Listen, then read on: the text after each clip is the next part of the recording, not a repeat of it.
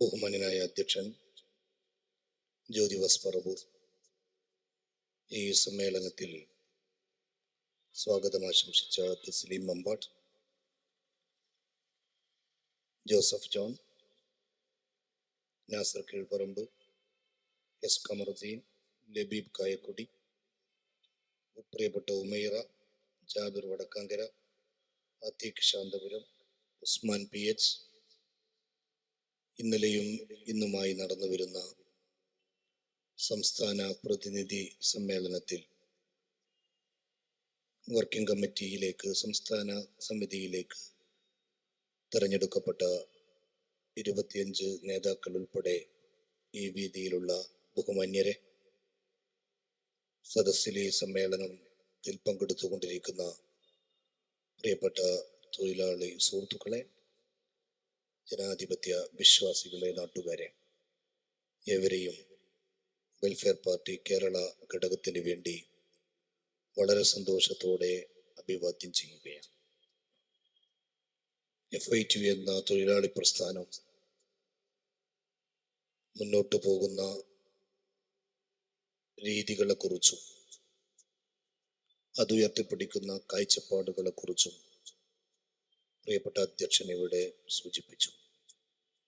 ആ വലിയ ദൗത്യം ഏറ്റെടുത്ത് മുന്നോട്ടു പോകാൻ FITUവിന് കഴിയട്ടെ എന്ന് ആഗ്രഹിച്ചുകൊണ്ട്, ആശംസിച്ചുകൊണ്ട് ഔപചാരികമായി ഈ സമ്മേളനം ഉദ്ഘാടനം ചെയ്തതായി ഞാൻ പ്രഖ്യാപിക്കുകയാണ്.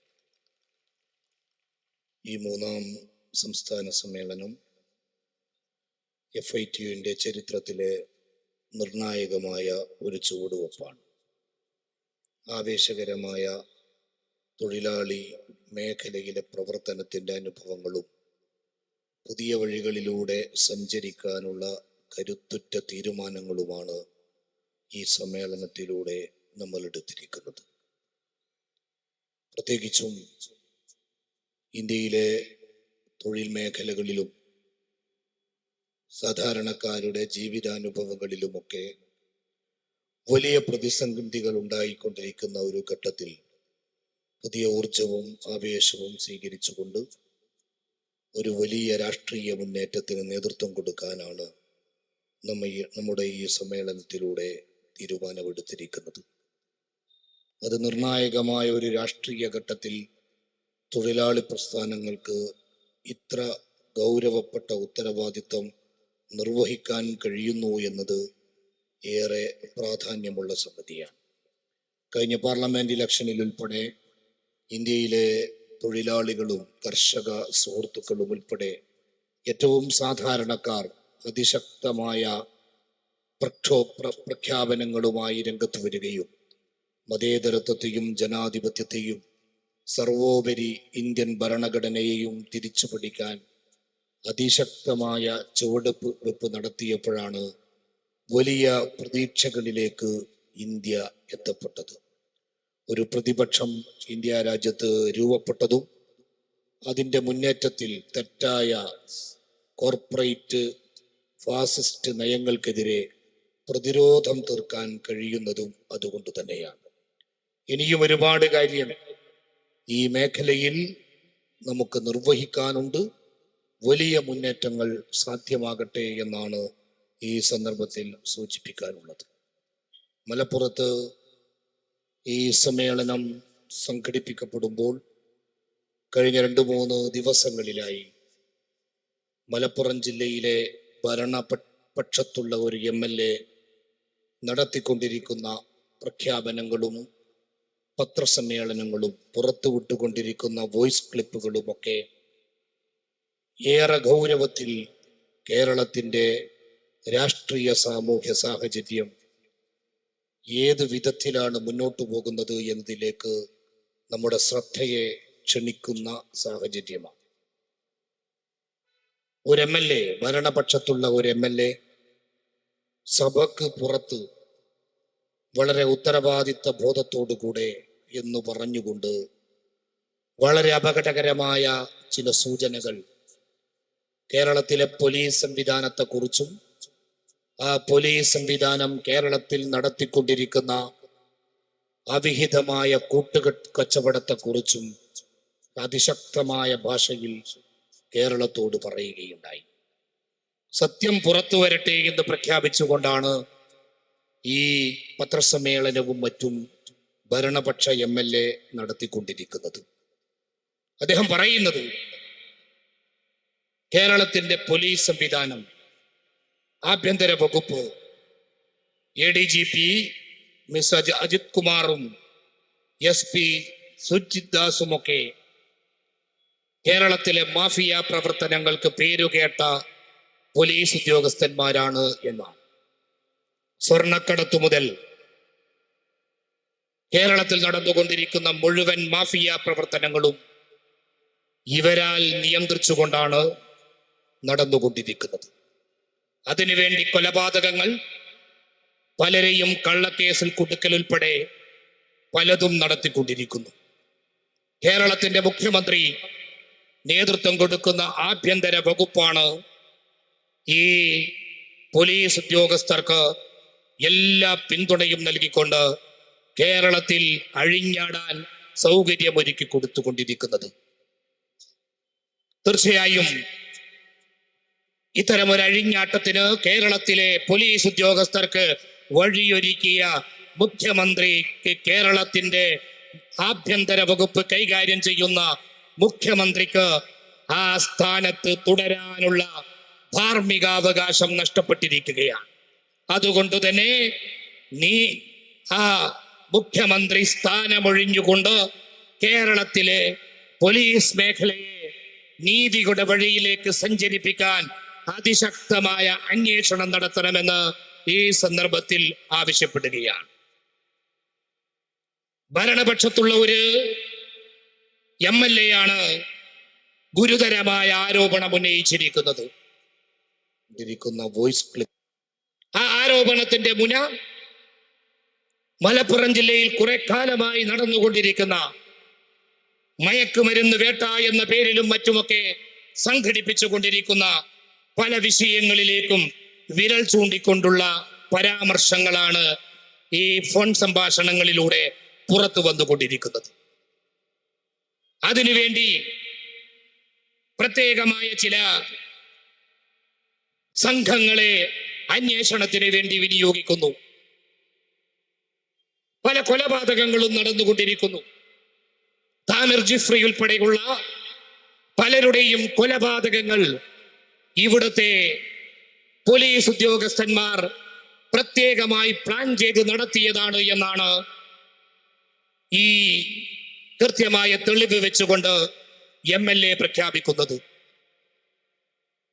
അതിശക്തമായ മാഫിയ പ്രവർത്തനങ്ങൾക്ക് പോലീസ് നേതൃത്വം കൊടുത്തു എന്ന് ഒരു ഭരണപക്ഷ MLA പ്രഖ്യാപിക്കുമ്പോൾ അതിന്റെ ഉത്തരവാദിത്വം ആഭ്യന്തര വകുപ്പ് കൈകാര്യം ചെയ്യുന്ന മുഖ്യമന്ത്രിക്കു തന്നെയാണ്. കേരള പോലീസ് സംഘപരിവാറിന്റെ വിജയത്തിന് വേണ്ടി അതിശക്തമായ പ്രവർത്തനങ്ങൾ നടത്തിയിരിക്കുന്നു എന്നാണ് ഈ MLA പുറത്തുവിട്ടിരിക്കുന്ന വിശദാംശങ്ങളിൽ നിന്ന് നമുക്ക് മനസ്സിലാക്കാൻ സാധിക്കുന്നത്.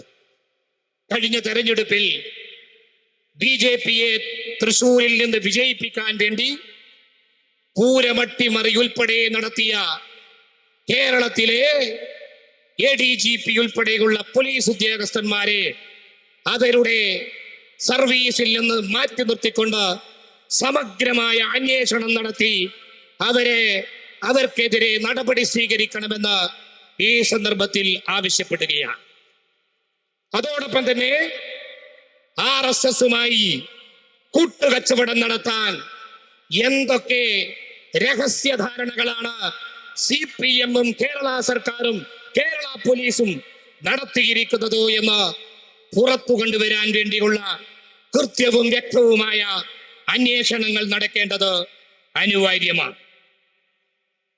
ഇത് പറയുമ്പോൾ പാർട്ടിക്ക് മുകളിൽ വളരാൻ ആരെയും അനുവദിക്കില്ല എന്നാണ് പാർട്ടി സെക്രട്ടറി പറയുന്നത്. ബഹുമാന്യനായ പാർട്ടി സെക്രട്ടറിയോട് പറയാനുള്ളത്, പാർട്ടിക്ക് മുകളിൽ വളർന്നതിനെ പറ്റിയല്ല പറയുന്നത്, കേരളത്തിന്റെ ആഭ്യന്തര വകുപ്പിനെ മുഴുവൻ നിലക്ക് നിർത്തിക്കൊണ്ട് കേരള സർക്കാരിന്റെ തലക്കു മുകളിൽ വളർന്നിരിക്കുന്ന സംഘപരിവാർ മാഫിയെ കുറിച്ചാണ് ഇപ്പോൾ പുറത്തു വന്നിരിക്കുന്ന വിശദാംശങ്ങൾ വിരൽ ചൂണ്ടുന്നത് എന്ന് മനസ്സിലാക്കുന്നത് നല്ലതാണ്. ഇത്തരമൊരു ഗൗരവപ്പെട്ട വിഷയം ചർച്ചയാകുമ്പോൾ അതിനെ കേവലം തമാശയായി തള്ളിക്കളയാൻ നമുക്ക് കഴിയില്ല. മലപ്പുറം ജില്ലയിൽ ഈ പോലീസ് ഉദ്യോഗസ്ഥൻ കുറെ കാലമായി നടത്തിക്കൊണ്ടിരിക്കുന്ന വേട്ടകൾ നിരവധിയാണ്. ഫ്രട്ടേണിറ്റി മൂവ്മെന്റിന്റെ എന്റെ പ്രിയപ്പെട്ട സഹപ്രവർത്തകർ ഈ വേദിയിലുണ്ട്.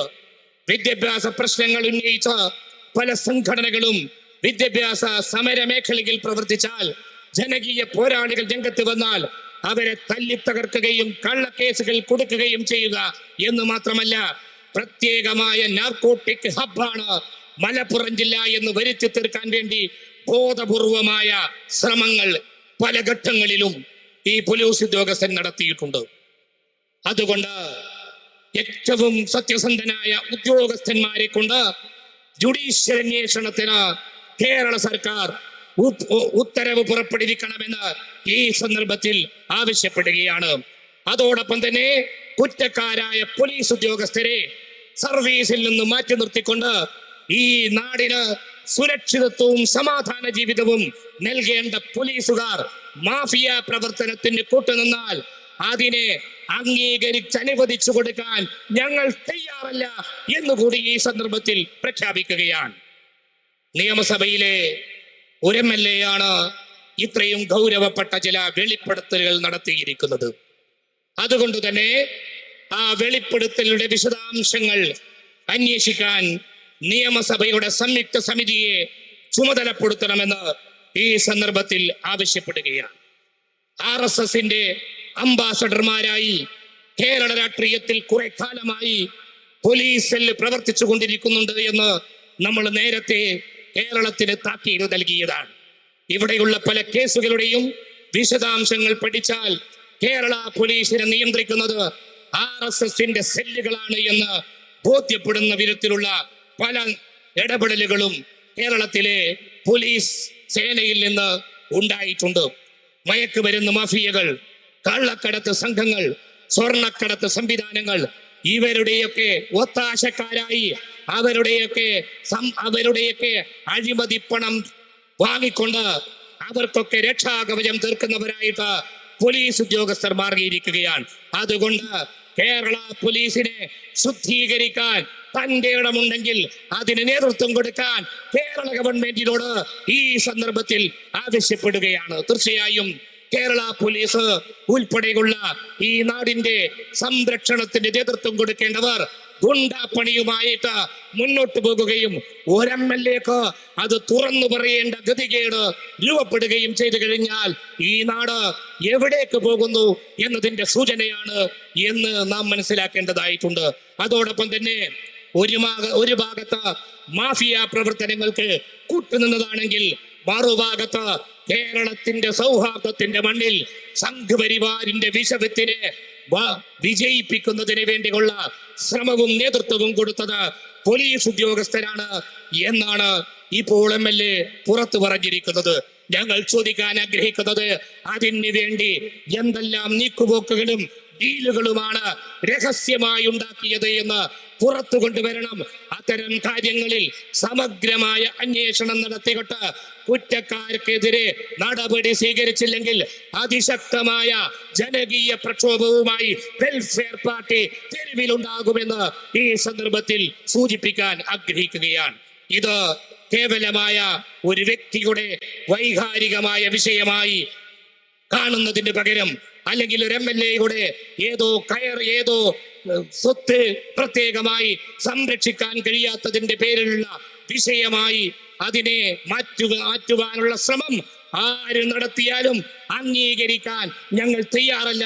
ഇത് കേരളത്തിലെ മുഖ്യമന്ത്രിയും ആഭ്യന്തര വകുപ്പ് കൈകാര്യം ചെയ്യുന്ന മുഖ്യമന്ത്രിയും സർക്കാരും കേരള പോലീസും ഇവിടുത്തെ മാഫിയകളും RSSും ഒരുമിച്ച് നടത്തിയ ഡീലാണ്. അതിനെ പുറത്തു കൊണ്ടുവരികയും ജനാധിപത്യത്തെ സംരക്ഷിക്കാനും ജനങ്ങളുടെ സമാധാനവും സൗര്യപൂർണവുമായ ജീവിതത്തെ അതിശക്തമായി ഉറപ്പിച്ചു നിർത്തുവാനും വേണ്ടിയുള്ള ചുവടുവെപ്പുകൾ നടത്താൻ നമുക്ക് ബാധ്യതയുണ്ട് എന്നുകൂടി ഈ സന്ദർഭത്തിൽ സൂചിപ്പിക്കുകയാണ്.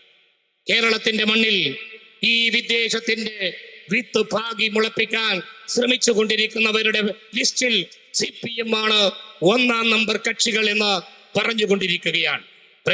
പ്രകാശ് ജാവേദ്കറുമായി ചർച്ച നടത്തിയതിന്റെ പേരിൽ, ഡീല് നടത്തിയതിന്റെ പേരിൽ സ്ഥാനം നഷ്ടപ്പെട്ട പാർട്ടി സഖാവിനെ കുറിച്ചുള്ള വാർത്തകളാണ് പുറത്തു വന്നുകൊണ്ടിരിക്കുന്നത്. അതുകൊണ്ട് കേരളത്തിൽ ഇത്തരം വിദ്വേഷത്തിന്റെ വിഷവിത്ത് പാകി മുളപ്പിക്കാൻ ശ്രമിച്ചു കൊണ്ടിരിക്കുന്ന RSSന്റെയും സംഘപരിവാറിന്റെയും BJPയുടെയും ശക്തികൾക്ക് പിന്തുണ നൽകുന്നത് അവസാനിപ്പിച്ചുകൊണ്ട് ഈ നാടിന്റെ സൗര്യവും സുന്ദരവും സമാധാനപൂർണവുമായ ജീവിതത്തെ നിലനിർത്താൻ വേണ്ടിയുള്ള അതിശക്തമായ പ്രവർത്തനങ്ങളിൽ വളരെ ശക്തമായി മുന്നോട്ടു പോകാൻ നമുക്ക് ബാധ്യതയുണ്ട് എന്നാണ് ഈ സന്ദർഭത്തിൽ സൂചിപ്പിക്കാനുള്ളത്. കേരളത്തിൽ ഈ വിദ്വേഷത്തിന്റെ വിഷവിത്ത് ഭാഗി മുളപ്പിക്കാൻ വേണ്ടി പലരും ശ്രമിച്ചു കൊണ്ടിരിക്കുമ്പോൾ രാജ്യത്ത് അതിനെതിരായ വലിയ വികാരം വർദ്ധിച്ചു കൊണ്ടിരിക്കുകയാണ് എന്ന് നമുക്ക് മനസ്സിലാക്കാൻ കഴിയുന്നു. കഴിഞ്ഞ തെരഞ്ഞെടുപ്പ് നമ്മളുടെ മുമ്പാകെ ബോധ്യപ്പെടുത്തിയ വസ്തുത അതാണ്. സംഘപരിവാറിന് രാജ്യത്ത് കാലിടറിക്കൊണ്ടിരിക്കുകയാണ്. തീർച്ചയായും അത് ഒരു വലിയ സൂചനയാണ്. ഇന്ത്യ രാജ്യത്ത് വിദ്വേഷത്തിന്റെ, വെറുപ്പിന്റെ, ന്യൂനപക്ഷത്തെയും ദളിത് പിന്നോക്ക ജനവിഭാഗങ്ങളെയും കർഷകരെയും തൊഴിലാളികളെയും വരെ ഇല്ലാതാക്കിക്കൊണ്ടിരിക്കുന്ന കോർപ്പറേറ്റ് ആധിപത്യത്തിനെതിരെ ജനം ചെറുത്തുനിൽപ്പ് നടത്തി മുന്നോട്ടു പോകുന്നു എന്ന അനുഭവങ്ങളാണ് ഈ തെരഞ്ഞെടുപ്പിന്റെ, കഴിഞ്ഞ പാർലമെന്റ് തെരഞ്ഞെടുപ്പിന്റെ റിസൾട്ട് നമ്മളോട് പറഞ്ഞത്. അതൊരു പുതിയ സൂചനയാണ്. ആ സൂചന നമുക്ക് നൽകുന്ന പാഠം, ഒരുമിച്ച് നിന്നുകൊണ്ട് മുന്നോട്ട് നീങ്ങിയാൽ ഇന്ത്യ രാജ്യത്തെ സംഘപരിവാറിന്റെ വിദ്വേഷ രാഷ്ട്രീയത്തിൽ നിന്ന് രക്ഷിക്കാൻ കഴിയുമെന്നാണ്. എന്താണ് കേരളത്തിലെ, ഇന്ത്യ രാജ്യത്തിലെ കഴിഞ്ഞ 10 വർഷത്തെ ഭരണം നമുക്ക് നൽകിയ സൂചനകൾ, നമുക്ക് നൽകിയ അതിശക്തമായ മുന്നറിയിപ്പുകൾ? ഇന്ത്യ രാജ്യം ഇന്ന് മുന്നോട്ട് പോയിക്കൊണ്ടിരിക്കുന്നത്, അല്ലെങ്കിൽ കഴിഞ്ഞ 10 വർഷം രാജ്യത്തെ നിയന്ത്രിച്ചത് സ്റ്റേറ്റ് ടെമ്പിൾ കോർപ്പറേറ്റ് കോംപ്ലക്സ് ആണ് എന്ന് വിദഗ്ധരായ സാമൂഹ്യ നിരീക്ഷകർ നമ്മളോട് പറയുകയാണ്. ഒരു ഭാഗത്ത് മതത്തിന്റെ പ്രത്യേകമായ കാര്യങ്ങളും ചിഹ്നങ്ങളും പ്രയോജനപ്പെടുത്തിക്കൊണ്ട് മറ്റു മനുഷ്യരെ വിദ്വേഷത്തിന്റെ നിഴലിൽ നിർത്തിക്കൊണ്ട് കോർപ്പറേറ്റിസം രാജ്യത്ത് നടപ്പിലാക്കി. ഇവിടെ സൂചിപ്പിച്ചതുപോലെ രാജ്യം തന്നെ കോർപ്പറേറ്റുകളുടെ ഭരണത്തിന്റെ കീഴിലേക്ക് അകപ്പെട്ടു. ഒരു ഭാഗത്ത് സംഘപരിവാറിന്റെ രൗദ്രമായ ഭരണവും മറുഭാഗത്ത് കോർപ്പറേറ്റുകളുടെ ആധിപത്യവും ഈ രാജ്യത്ത് നടപ്പിലായി. ഇന്ത്യ രാജ്യത്ത് സംഘപരിവാറിനോട് ചേർന്ന് നിൽക്കുന്ന വമ്പൻ കുത്തകകൾ 1-ാം നമ്പർ സമ്പന്നരായി മാറി തുടങ്ങി. വിദേശങ്ങളിൽ ഉണ്ടാക്കിയ ഷെൽ കമ്പനികളിലൂടെ നിക്ഷേപങ്ങൾ കൊണ്ടുവന്ന് ഈ രാജ്യത്തെ എന്നേക്കുമായി വലിയ സാമ്പത്തിക തട്ടിപ്പുകളുടെ കേന്ദ്രമാക്കി മാറ്റുകയും പല ഏജൻസികളും ആ തട്ടിപ്പുകാരുടെ കണക്കുകളും രേഖകളും പുറത്തു വെച്ചുകൊണ്ട് സംസാരിക്കുകയും ചെയ്യുന്നത് നമുക്ക് കാണുവാൻ കഴിയുകയാണ്.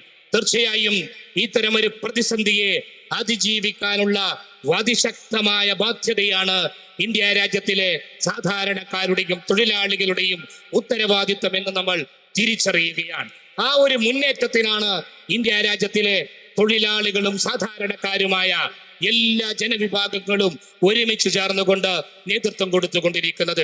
ചങ്ങാത്ത മുതലാളിത്തത്തിന്റെ ഭീകരമായ ദംശങ്ങളെ കുറിച്ചും അത് ഈ നാട്ടിൽ നിർവഹിച്ചു കൊണ്ടിരിക്കുന്ന വളരെ ഗൗരവപ്പെട്ട പ്രവർത്തനങ്ങളെ കുറിച്ചും ഇവിടെ സൂചിപ്പിക്കുകയുണ്ടായി. സമ്പത്ത് സൃഷ്ടിക്കാൻ സർക്കാരിനോട് ചേർന്നുകൊണ്ട് പ്രവർത്തിക്കുകയാണ്. ഭൂമിയും പ്രകൃതി വിഭവങ്ങളും അതേപോലെ തന്നെ സർക്കാരുകളുടെ ഭാഗത്തു നിന്ന് ലഭിച്ചുകൊണ്ടിരിക്കുന്ന നിരവധിയായ കരാറുകളെയും പ്രയോജനപ്പെടുത്തിക്കൊണ്ടാണ് ഈ കോർപ്പറേറ്റ് ഭീമന്മാർ ഇവിടെ തഴച്ചു വളർന്നുകൊണ്ടിരിക്കുന്നത്. ഇന്ത്യ രാജ്യത്ത് ഗൗതം അദാനി അതിശക്തനായ വലിയ സമ്പന്നനായി കോർപ്പറേറ്റ് അധിപതിയായി മാറിക്കൊണ്ടിരിക്കുന്നതിന്റെ കണക്കുകൾ നമ്മുടെ മുമ്പിലുണ്ട്. കേരളം ഉൾപ്പെടെ ആ ആധിപത്യത്തിന്റെ വഴികളിലേക്ക് മാറിക്കൊണ്ടിരിക്കുകയാണ്. നമുക്കറിയാം, വിഴിഞ്ഞത്തിന്റെ കടലോര മേഖല അദാനിയുടെ കയ്യിലേക്ക് നീങ്ങിക്കഴിഞ്ഞു.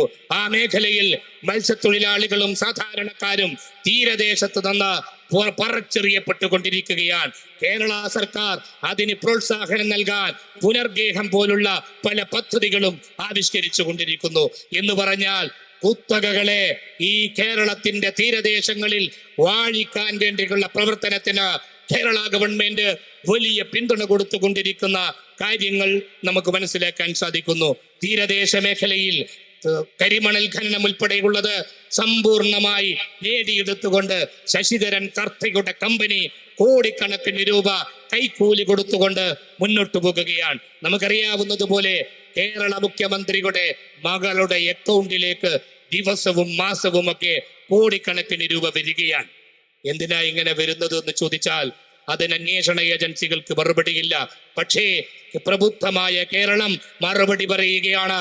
മാസപ്പടിയുടെ പേരിൽ കേരളത്തിന്റെ തീരദേശങ്ങളെ സമ്പൂർണമായി നക്കിത്തുടക്കാൻ ശശിധരൻ കർത്തക്കും അതുപോലെയുള്ള കമ്പനി മുതലാളിമാർക്കും എല്ലാവിധ സൗകര്യങ്ങളും ചെയ്തു കൊടുത്തുകൊണ്ടാണ് കേരള ഗവൺമെന്റ് മുന്നോട്ട് പോകുന്നത്. എന്ന് പറഞ്ഞാൽ ക്രോണിക് ക്യാപിറ്റലിസത്തിന്റെ ചങ്ങാത്ത മുതലാളിത്തം, ഖനിജങ്ങളും പ്രകൃതി വിഭവങ്ങളും ഇവിടത്തെ കുത്തകകൾക്ക് കൈമാറിക്കൊണ്ടിരിക്കുന്ന കേന്ദ്ര ഗവൺമെന്റിന്റെ നിലപാടിന്റെ വഴിയിൽ കേരള സർക്കാരും സഞ്ചരിച്ചു കൊണ്ടിരിക്കുകയാണ്. അതിനെതിരെ പ്രതിരോധവും പ്രതിഷേധവും തീർക്കാൻ എന്തുകൊണ്ട് പലർക്കും സാധിക്കുന്നില്ല എന്ന് ചോദിച്ചാൽ അപ്പോഴാണ് നമുക്ക് ബോധ്യപ്പെടുക. ചിലരുടെ പേരുകൾ പറ്റുപുസ്തകത്തിലുണ്ടത്രേ, ചിലരുടെ പേരുകൾ മാസപ്പടിയുടെ പേരിലുണ്ടത്രേ. ഞങ്ങൾ പറയട്ടെ, മാസപ്പടിയുടെ പേരിലും അതേപോലെ തന്നെ ഇവിടത്തെ ശശിധരൻ കർത്തയുടെ പറ്റുപുസ്തകത്തിലും പേരില്ലാത്ത പ്രസ്ഥാനത്തിന്റെ വേദിയിൽ നിന്നുകൊണ്ട് നമ്മൾ പറയുന്നു, ഇത് രാജ്യത്തെ കേരളത്തെ സമ്പൂർണമായി കോർപ്പറേറ്റുകൾക്ക് കൈമാറാനുള്ള നീക്കത്തിനെതിരായ പ്രതിഷേധവും പ്രതിരോധവുമായി ജനകീയ മുന്നേറ്റങ്ങൾ അതിശക്തമായി വളർന്നു വരേണ്ട കാലമാണ്. ഒരു ഭാഗത്ത് ഇന്ത്യയിലെ കേരളത്തിന്റെ കടലോരങ്ങളിൽ നിന്ന് തീരമേഖലകളിൽ നിന്ന് മത്സ്യത്തൊഴിലാളികളെ കുടിയിറക്കുകയും ആ തീരമേഖല കോർപ്പറേറ്റുകൾക്ക് കൈമാറാനുള്ള നീക്കം നടത്തിക്കൊണ്ടിരിക്കുകയും ചെയ്യുന്നു. ഇപ്പോൾ നമ്മൾ വയനാട് ദുരന്തത്തിന്റെ വേദനകളും അവിടുത്തെ സാധാരണക്കാരായ മനുഷ്യർ ജീവിതം നഷ്ടപ്പെട്ടു പോയതിന്റെ വേദനകൾ പങ്കുവെച്ചുകൊണ്ടാണ് നമ്മളെല്ലാ സദസ്സുകളിലും ഒത്തുകൂടുന്നത്. പ്രകൃതിയുടെ സന്തുലിതമായ ആവാസ വ്യവസ്ഥകളെ ചോദ്യം ചെയ്തുകൊണ്ട് മുതലാളിത്തത്തിന്റെ ദുരമൂത്ത വികസന കാഴ്ചപ്പാടുകളുമായി മുന്നോട്ടു പോയാൽ തിരിച്ചടികൾ ഉണ്ടാകുമെന്ന താക്കീതാണ് ഇത്തരം ദുരന്തങ്ങൾ നമ്മളോട് പറഞ്ഞുകൊണ്ടിരിക്കുന്നത്.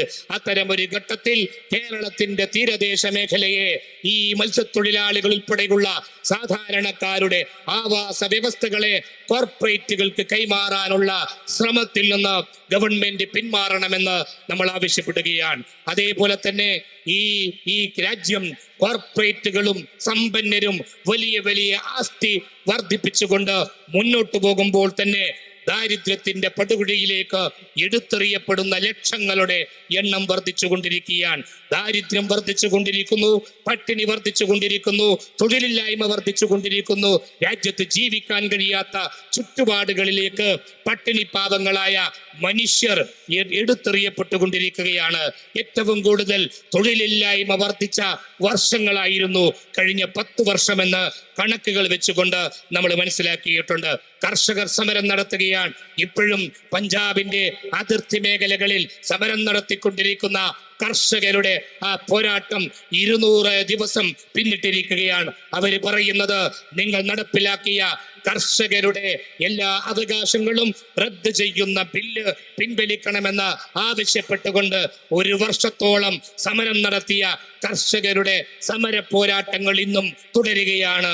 അവരാവശ്യപ്പെടുന്നത് ഞങ്ങളുടെ വിളകൾക്ക് ന്യായമായ വില തരണം, അതിനു വേണ്ടിയുള്ള സംവിധാനങ്ങൾ ഉണ്ടാക്കണം, ഞങ്ങളുടെ വിത്തും ഞങ്ങളുടെ കൃഷിയിടങ്ങളും ഞങ്ങൾക്ക് വിട്ടുതരണം, അത് കോർപ്പറേറ്റുകൾക്ക് മുമ്പിൽ വെച്ചു കൊടുക്കരുത് എന്നാണ് അവരാവശ്യപ്പെടുന്നത്. ആ കർഷകരായ സാധാരണക്കാരായ മനുഷ്യരുടെ സമരങ്ങൾ അതിശക്തമായി മുന്നോട്ട് പോയിക്കൊണ്ടിരിക്കുകയാണ്. ഈ സന്ദർഭത്തിൽ ആ പോരാട്ടങ്ങളെ നമ്മൾ പിന്തുണയ്ക്കുകയാണ്. ആ പോരാട്ടങ്ങൾക്ക് ശക്തി പകർന്നുകൊണ്ട് വെൽഫെയർ പാർട്ടിയും FITയും കൂടെയുണ്ടാകുമെന്ന് ഈ സന്ദർഭത്തിൽ ഞാൻ സൂചിപ്പിക്കുകയും ചെയ്യുകയാണ്.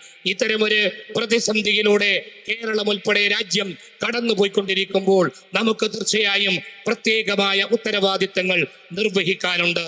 അത് ഇന്ത്യയിലെ കോർപ്പറേറ്റ് ആധിപത്യത്തിനും സംഘപരിവാർ നേതൃത്വം കൊടുക്കുന്ന മേധാവിത്വത്തിനുമെതിരായ സമരമാണ്, പോരാട്ടമാണ്.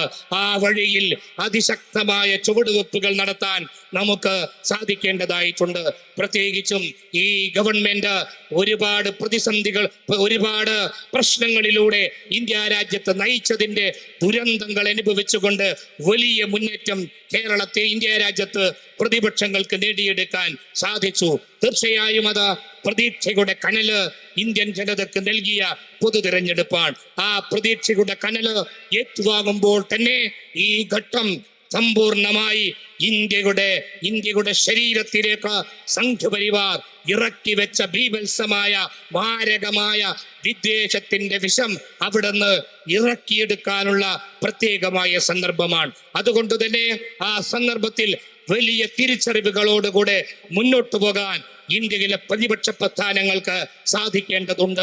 പ്രതികാര നടപടികൾ സംഘപരിവാർ അവസാനിപ്പിച്ചിട്ടില്ല എന്നാണ് ഒടുവിൽ വന്നുകൊണ്ടിരിക്കുന്ന ഉത്തരവുകളും നിയമനിർമ്മാണ ശ്രമങ്ങളും കോടതിയിൽ സമർപ്പിക്കപ്പെട്ട അഫിഡവിറ്റുകളുടെ അടിസ്ഥാനത്തിൽ കോടതിയുടെ നിരീക്ഷണങ്ങളുമൊക്കെ മുമ്പിൽ വെച്ചാൽ നമുക്ക് കാണാൻ കഴിയുന്ന കാര്യം, ഒരു ഭാഗത്ത് ഇന്ത്യയിൽ ഒരു കമ്മ്യൂണിറ്റി എന്ന നിലക്ക് ഏറ്റവും ശക്തമായി ഈ രാജ്യത്ത് സംഘപരിവാറിനെതിരെ പ്രതിരോധം തീർത്തത് ഇവിടത്തെ ദളിത്, ആദിവാസി, പിന്നോക്ക ജനവിഭാഗങ്ങളും മുസ്ലിം കമ്മ്യൂണിറ്റികളുമാണ്.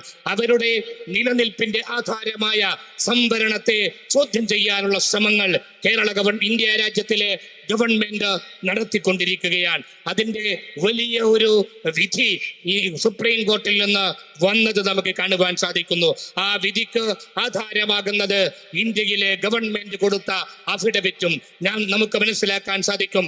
വർഷങ്ങളായി ചരിത്രപരമായി പുറന്തള്ളപ്പെട്ട ഒരു ജനവിഭാഗത്തിന് ഉദ്യോഗസ്ഥ മേഖലയിലും പഠന മേഖലയിലും ഉയർന്നു വരാനുള്ള സംവിധാനമായി ഒരുക്കപ്പെട്ട ഈ രാജ്യത്തിന്റെ ഭരണഘടന ഉറപ്പു നൽകിയ സംവരണമെന്ന് പറയുന്ന അവകാശത്തെ റദ്ദു ചെയ്യാൻ വേണ്ടിയുള്ള ശ്രമങ്ങൾ നടത്തിക്കൊണ്ടിരിക്കുകയാണ്. അതുകൊണ്ടാണ് ക്രീമി ലെയർ സംവിധാനത്തെ സംവരണത്തിന്റെ വഴിയിൽ കൊണ്ടുവരികയും എന്നിട്ട് ഈ രാജ്യത്ത് സംവരണം എന്ന് പറയുന്നത് സാമ്പത്തിക സംവരണമാണ് എന്ന സ്വഭാവത്തിൽ അടിച്ചേൽപ്പിക്കാനുള്ള നീക്കം നടത്തുകയും ചെയ്യുകയാണ്.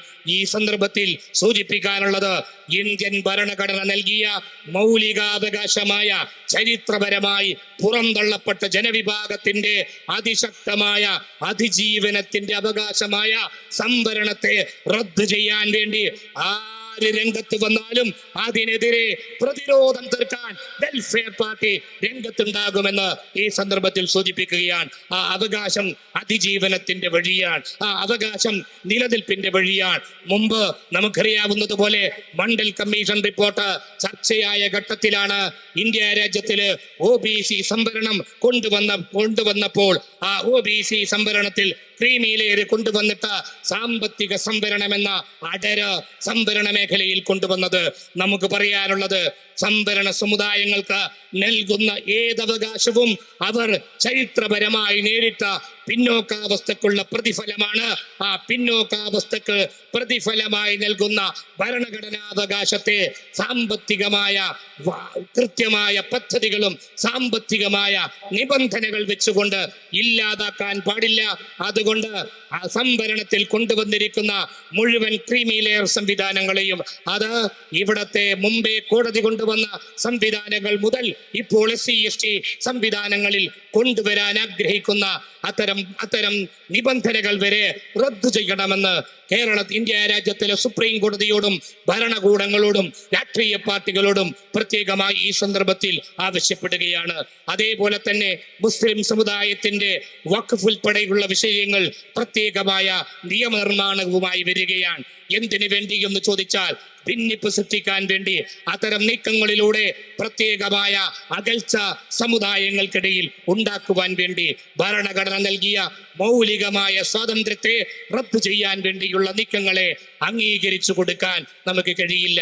അതുകൊണ്ട് തന്നെ ഇത്തരം നീക്കങ്ങളെ ഗൗരവത്തിൽ കണ്ടുകൊണ്ട് വലിയ ചെറുത്തുനിൽപ്പുകൾക്ക് നേതൃത്വം കൊടുക്കാൻ നമുക്ക് സാധിക്കണം.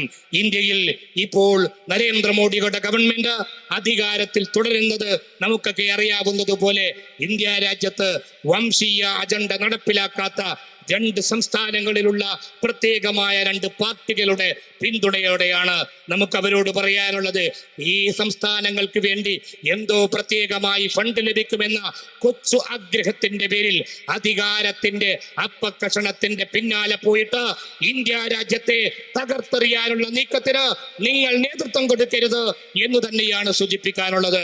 അതിന് പകരം ഇന്ത്യയിൽ രൂപപ്പെട്ടുകൊണ്ടിരിക്കുന്ന സവിശേഷമായ ഈ ഘട്ടത്തിൽ രൂപപ്പെട്ടു വന്ന വിശാലമായ മുന്നേറ്റത്തിന്റെ കൂടെ നിന്നുകൊണ്ട് സംഘപരിവാറിന്റെ വിഷവിത്തുകളെ, ഇന്ത്യയുടെ ഭരണഘടനയെ തകർത്തുകൊണ്ടിരിക്കുന്ന, ഇന്ത്യയുടെ മതേതര ജനാധിപത്യത്തെ തകർത്തുകൊണ്ടിരിക്കുന്ന സംഘപരിവാറിനെതിരായ പോരാട്ടത്തിൽ മുൻനിരയിൽ അണിനിരക്കാൻ ഇവിടുത്തെ സാമൂഹിക രാഷ്ട്രീയ പ്രസ്ഥാനങ്ങൾക്ക് കഴിയണം എന്ന് കൂടിയാണ് ഈ സന്ദർഭത്തിൽ സൂചിപ്പിക്കാനുള്ളത്. കേരളത്തിൽ അത്തരം ചില പ്രവർത്തനങ്ങൾക്ക് വലിയ അളവിൽ സ്വാധീനമുണ്ടായിക്കൊണ്ടിരിക്കുകയാണ്. ഏതോ ഒരാൾ തൃശൂരം എടുത്തു എന്നത് മാത്രമല്ല നമ്മുടെ മുമ്പിലുള്ള സൂചന, മറിച്ച് പലയിടങ്ങളിലും അത്തരം ചില ശ്രമങ്ങൾ നടന്നുകൊണ്ടിരിക്കുകയാണ്. നിർഭാഗ്യവശാൽ അത്തരം പ്രവർത്തനങ്ങൾക്ക് പിന്തുണ കൊടുക്കുന്നത് പോലീസ് തന്നെയാണ് എന്ന് ആണ് നേരത്തെ സൂചിപ്പിച്ചതിലൂടെ നമ്മൾ പറയുവാൻ ആഗ്രഹിക്കുന്നത്. എന്ന് പറഞ്ഞാൽ തൃശൂരില് ഇവിടത്തെ BJPക്ക് ജയിക്കാൻ വേണ്ടി, സുരേഷ് ഗോപിക്ക് ജയിക്കാൻ വേണ്ടി പൂരം കലക്കിയ ഒരു പോലീസ് ഉദ്യോഗസ്ഥനെ വെച്ചു പൊറിപ്പിക്കാൻ എങ്ങനെയാണ് കേരള സർക്കാരിന് കഴിയുന്നത് എന്നാണ് ഞങ്ങൾക്ക് ചോദിക്കാനുള്ളത്. എന്ന് പറഞ്ഞാൽ അതിന്റെ അർത്ഥം പ്രത്യേകമായ വംശീയമായ അജണ്ടകളുള്ള സംഘപരിവാറിനോട് വിധേയപ്പെടുന്നിടത്ത് എന്തെങ്കിലും താല്പര്യങ്ങൾ നിങ്ങളുടെ മുമ്പിലുണ്ടെങ്കിൽ ആ ഒത്തുതീർപ്പിനെ പുറത്തു കൊണ്ടുവരാൻ കേരളത്തിലെ ജനതയ്ക്ക് കഴിയും എന്ന തിരിച്ചറിവ് തന്നെയാണ് നിങ്ങൾക്കുണ്ടാകേണ്ടത്. അത്തരം ഒത്തുതീർപ്പുകളെ പുറത്തു കൊണ്ടുവരുവാനും, എന്നിട്ട് ഇന്ത്യൻ രാഷ്ട്രീയത്തിൽ പലരും ഇവിടുത്തെ സംഘപരിവാറിനെ കഞ്ഞിവെച്ചവരായി ഉണ്ടായിരുന്നു, അവരെയൊക്കെ അതിശക്തമായി നിർത്തേണ്ടിടത്ത് നിർത്താൻ ഇന്ത്യൻ ജനതയ്ക്ക് കഴിഞ്ഞിട്ടുണ്ടെങ്കിൽ ആ വഴിയിൽ കേരളത്തിൽ നിങ്ങൾ ശ്രമം നടത്തിയാൽ അതിനെ പ്രതിരോധിക്കാൻ കേരളത്തിലെ പ്രബുദ്ധ ജനതയ്ക്ക് കഴിയും എന്ന് കൂടി ഈ സന്ദർഭത്തിൽ സൂചിപ്പിക്കുകയാണ്. അതുകൊണ്ട് തന്നെ കേരളത്തിലെ എല്ലാ പൗരസമൂഹത്തിനും അതുപോലെ സാമൂഹ്യ രാഷ്ട്രീയ പ്രസ്ഥാനങ്ങൾക്കും ഉത്തരവാദിത്വം ഭാരിച്ചു വരികയാണ്. അഥവാ സംഘപരിവാറിന്റെ വിദ്വേഷ രാഷ്ട്രീയത്തിന് വളരാൻ കഴിയും വിധം ഒരിക്കലും കേരളത്തെ ഒരുക്കി കൊടുക്കരുത്. അതിനെതിരെ ഏറ്റവും ചെറിയ കൂട്ടായ്മകൾ മുതൽ സൗഹൃദത്തിന്റെ വിശാലമായ വഴികളിലേക്ക് കടന്നു പോകാൻ നമുക്ക് സാധിക്കേണ്ടതായിട്ടുണ്ട്.